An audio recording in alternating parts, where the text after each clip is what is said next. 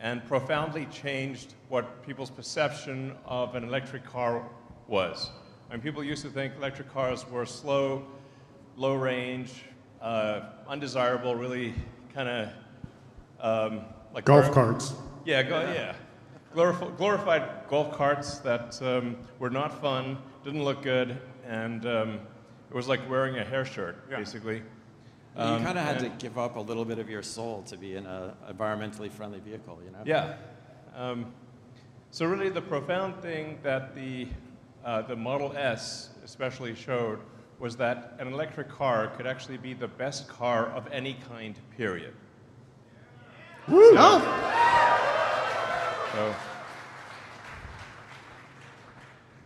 So it's,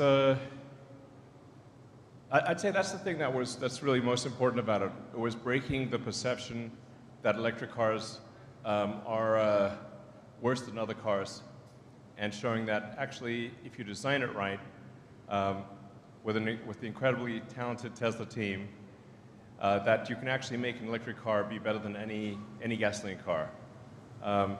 And as a result, Model S won not just Motor Trend Car of the Year, but I think best car ever, I think. Yeah. So, and then we followed that up with the Model X, which was the Fabergé, I call it the Fabergé egg of cars. It was somewhat of an exercise in hubris, frankly, but an incredible vehicle with so many there's so many small special things about the Model X that probably most people who buy the car don't even realize exist.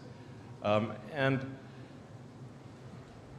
I'll tell you something like why, maybe at a fundamental level, why the Model S and Model X succeeded, which is that those cars were designed with love.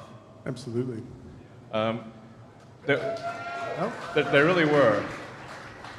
Every part of it, inside and outside, every detail, even things people couldn't see, probably most people would not even experience or often not know existed, we put there because we loved the product.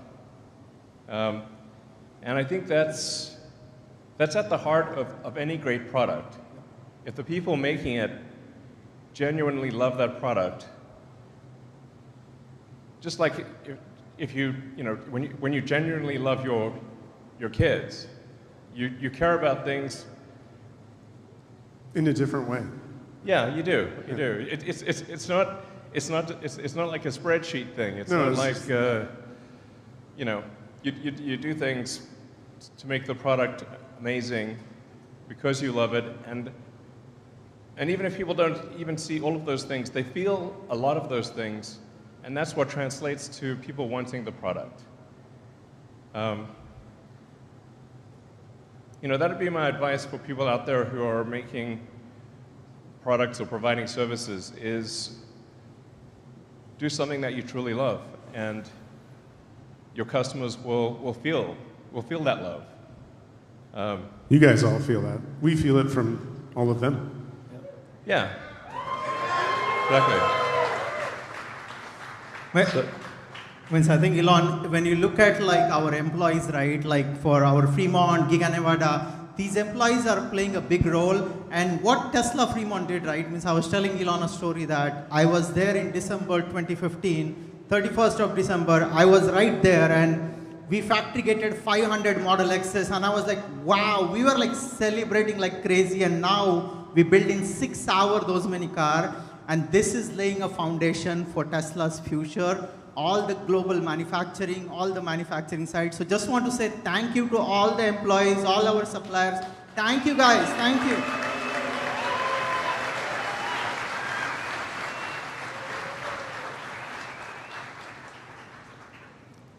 Is first of all, it's impossible to build a long-range, compelling electric car, and then secondly, even if you did build it, nobody would buy it. Yeah. I was told that relentlessly. Yeah. And I was like, well, I guess we'll find out, you know. And we just kept saying, but if we make a great car, they'll want to buy it. Exactly. Yeah. So like, people love gasoline so much, they would never plug in a car. I'm like, I don't know. People don't put gasoline in their cell phones, so they seem to like cell phones. A little gas-powered cell phone. Yeah. So. But we did the same thing with lithium ion, right? Like. Yeah, exactly. So, I mean, there were so many things that had to happen where like the lithium-ion battery output that we needed was like more than existed for cell phones. So we had to convince suppliers to build a lot more lithium-ion than they thought would possibly be ever used, and they did. So the factory in Reno basically doubled the volume of lithium-ion batteries out there. yeah. When you look at it, we also like improved our powertrain also a lot. So really want to shout out to all our powertrain engineering teams and powertrain teams. Like we have the fastest car because of that, and where we are on our drive unit and where we got with our battery, right? So really good work from our powertrain teams also. Really appreciate that. Thank you. Yeah. But I think that set the foundation for like what we do with energy stuff, supercharging, even Optimus, like having a lithium-ion battery that can do that stuff. Really started with Model S, and now it's commonplace that everybody thinks everything should be electric.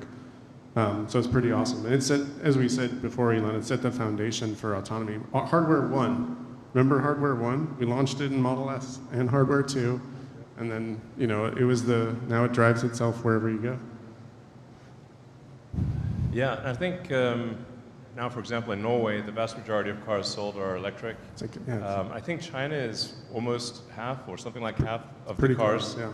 that new cars produced are electric. Yeah. So, Thank you, Norway and China. yeah. Yeah. So yeah, I mean, basically Model S and then Model X were really what kickstarted the electric car revolution and made it mainstream. So. And we moved that into the autonomy. Now we just started Cybercab production next week, or a couple weeks ago, I guess. And it's like without S and X, that future would have never been possible. And speaking of efficiency, that is the most efficient EV that has ever been certified and built. So it's 165 watt-hours a mile, which was like half of what we started Model S with. It's kind of crazy to think we've gotten that far over the time. Yeah, Cybercab is going to be next level. Yeah. Yeah, it really will be. People don't understand. That car is going to be, a lot. It's going to be everywhere, basically. It's, yeah. But we're standing here at the end of line of what was S and X and will now be Optimus. Right. So next time you come back and stand in this place full of robots. Yeah, I guess we'll be maybe handing over some of the first Optimus. Handing over the first Optimus Optimize. right here, yeah. Yeah. Well, Optimus will just hand itself over, I There guess. you go, yeah. When I was thinking about Elon, if you look at Fremont factory, right, we built the most number of cars in any automotive factory for last 4 years in a row. I think sometime probably end of next year, we'll be building the most number of bots ever built on the Western Hemisphere of the world, So definitely it's going to be exciting, amazing, abundance future. So.